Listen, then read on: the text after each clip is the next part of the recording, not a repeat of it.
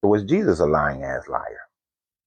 Now, most of the time, when a person like myself is saying that or making that declaration, you expect me to start talking about the fact that towards the end there, your Jesus told the disciples and other people who were around him that there are those who are standing amongst you right now who will not taste death before I return. I will return back with the angels and the glory and the power of God. And so the argument ensues that you say that, oh, he returned back at the time frame of the transfiguration. That was what he meant on that one. That is the usual argument that most people will give to say that he did return. He was not a liar. He made that promise. Only difference was when he said that he was going to return, he said he was going to come back with all the angels and that he was going to establish the kingdom. That didn't happen. Rome was still in charge of things. So no, transfiguration argument doesn't work. This is why Paul thought that the end time would come within his time frame before he died or before all the apostles died. This is what Paul thought. So this is why Paul said, don't worry about getting married. If you can abstain from having sex, be unmarried. But if you can't, then it is better for you to marry than to burn.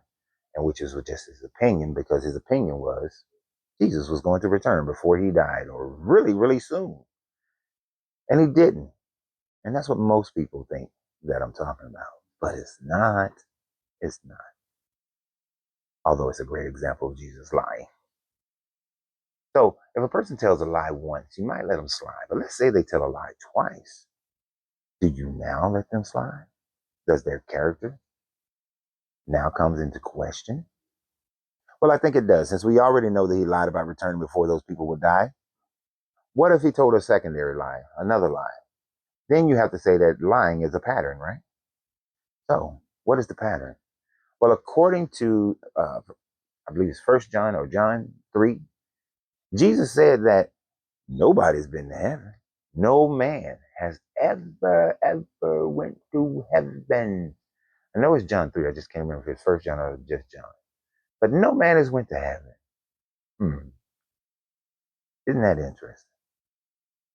That no man has went to heaven. So then I guess what we see in Second Kings, where it talks about Elijah being swept up into a whirlwind and going to heaven and not dying.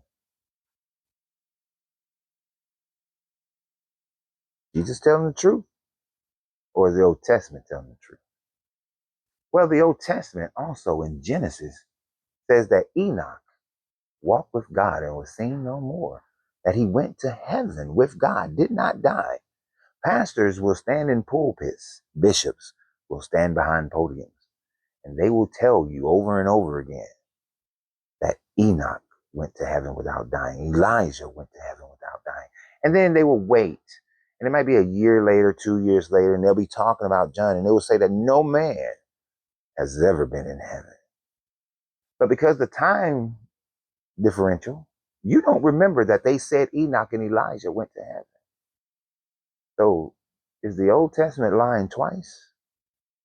Or does Jesus lie twice?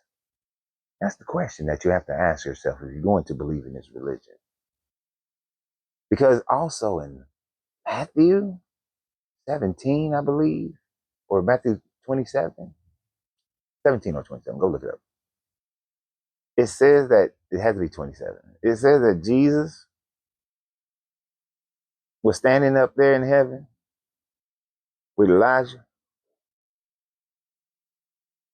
Come on now. Come on. Tell me what you're working with. Tell me what you're working with. I had to go back and check. Real quick.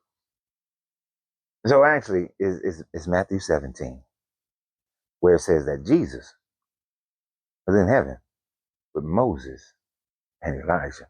And Enoch is not there, but he's there with Moses. Moses is in heaven. Now we know Moses died at the end of the whole Exodus story. We know Moses died. I believe in Numbers. He died. And then we know there was a fight between Michael and Satan, according to the story. Michael and the devil in order to get Moses' body, according to what they're saying. And I guess they needed the body so that Moses could be resurrected in heaven.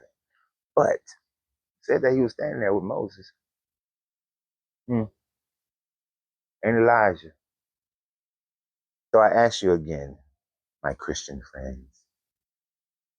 Jesus telling the truth, or is the Old Testament telling the truth? This is a situation where they both cannot be right.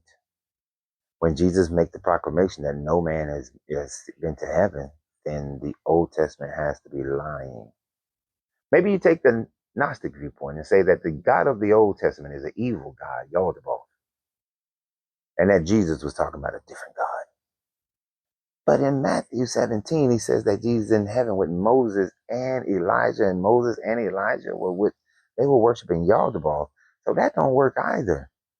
You see how your stories just cannot work when you're trying to create univocality of a book that was written over a 1400, maybe 1500 year time frame.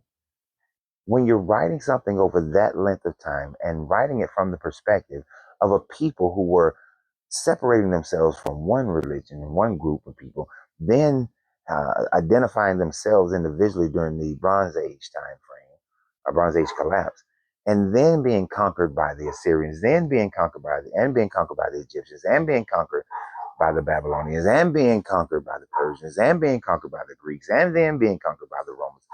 I mean, you're just going to get so many different political viewpoints, so many different power viewpoints. Your culture is changing.